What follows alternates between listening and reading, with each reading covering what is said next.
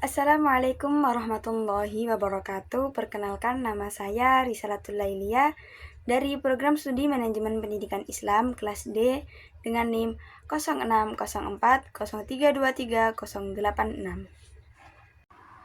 Baik, pada kesempatan kali ini saya akan menjawab beberapa poin pertanyaan ujian tengah semester mata kuliah Manajemen Perkantoran.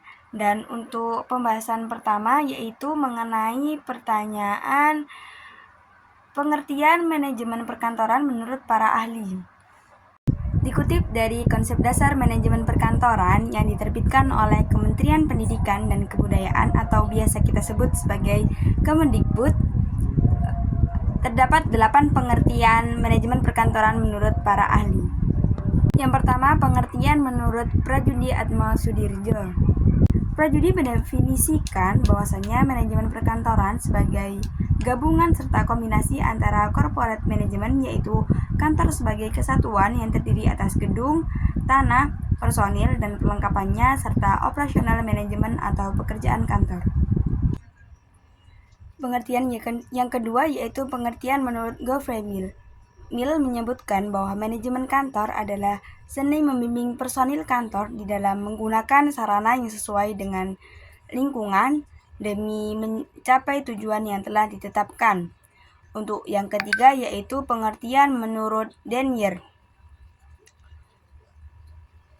Menurut Denyer, manajemen perkantoran dapat dirumuskan sebagai pengorganisasian suatu kantor untuk mencapai suatu tujuan tertentu dan untuk memanfaatkan pegawai dengan sebaik-baiknya dengan menggunakan mesin-mesin dan perlengkapan. Pengertian yang keempat yaitu pengertian menurut J.R. Terry.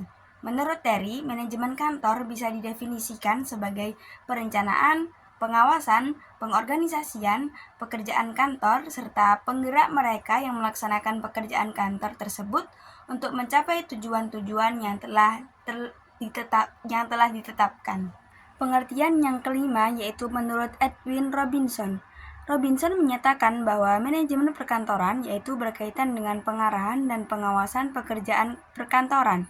Sedangkan pengertian yang keenam yaitu pengertian menurut Tukaram Rao. Menurut Rao, pengertian manajemen perkantoran adalah sebuah bentuk perencanaan, pengorganisasian, dan pengendalian dokumen oleh administrator dalam suatu organisasi. Untuk yang ketujuh yaitu pengertian menurut Wiley and Bridge. Wiley and Bridge menjabarkan bahwasannya manajemen perkantoran merupakan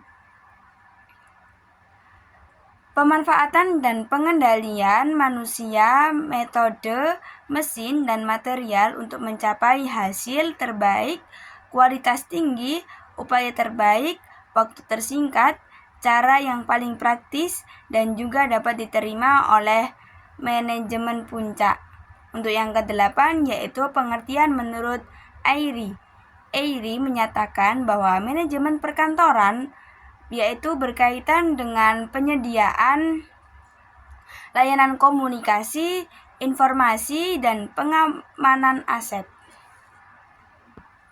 Untuk selanjutnya yaitu soal nomor 2 mengenai peran pokok tata usaha.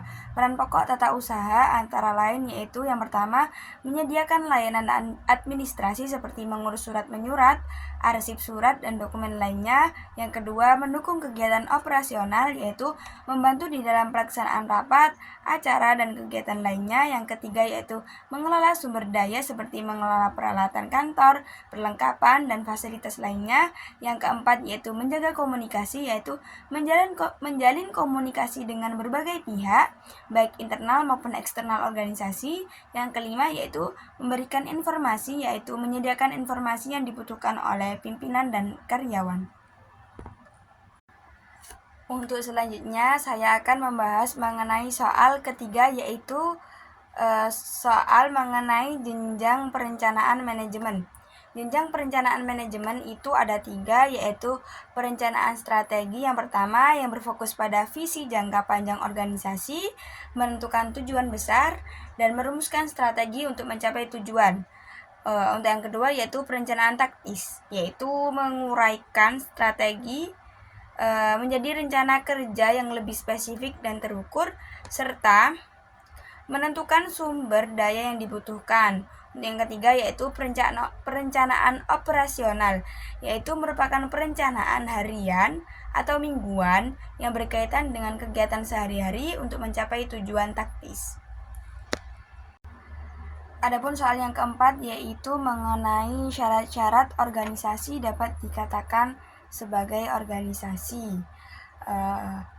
Agar dapat diakui sebagai organisasi, suatu kumpulan orang harus memenuhi beberapa syarat, antara lain yaitu memiliki tujuan yang jelas, yaitu memiliki tujuan yang ingin dicapai. Yang kedua, terdiri dari memiliki anggota, yaitu terdiri dari sekumpulan orang yang bekerja sama. Yang ketiga, memiliki struktur organisasi yang jelas. Yang keempat, memiliki aturan, itu memiliki aturan dan prosedur yang mengatur kegiatan organisasi. Dan yang kelima, memiliki bentuk organisasi fungsional. Di sini saya akan melanjutkan menjawab dari soal 5, yaitu menjelaskan ciri-ciri, kelemahan, dan kelebihan untuk bentuk fungsional dari organisasi, yaitu ciri-ciri yang pertama yaitu pembagian kerja berdasarkan fungsi atau spesialisasi.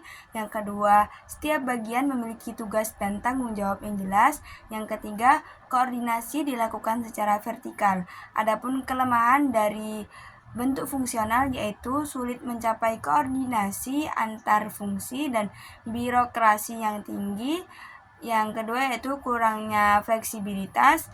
Untuk kelebihan dari bentuk fungsional yaitu efisiensi dalam pekerjaan yang bersifat teknis dan pengembangan keahlian yang spesifik.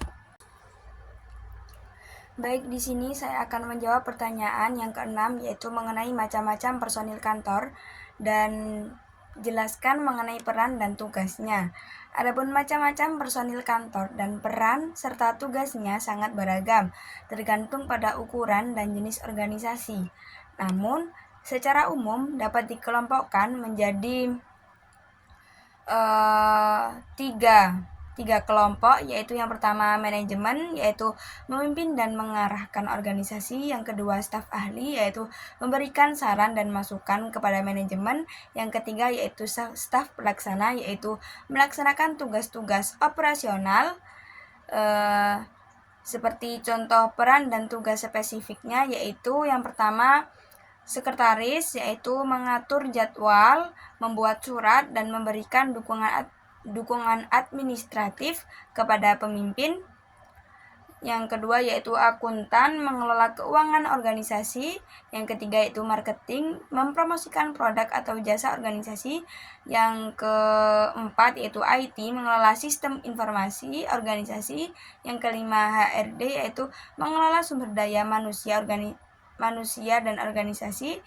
Dan untuk peran dan tugas masing-masing personil dapat bervariasi tergantung pada kebutuhan organisasi.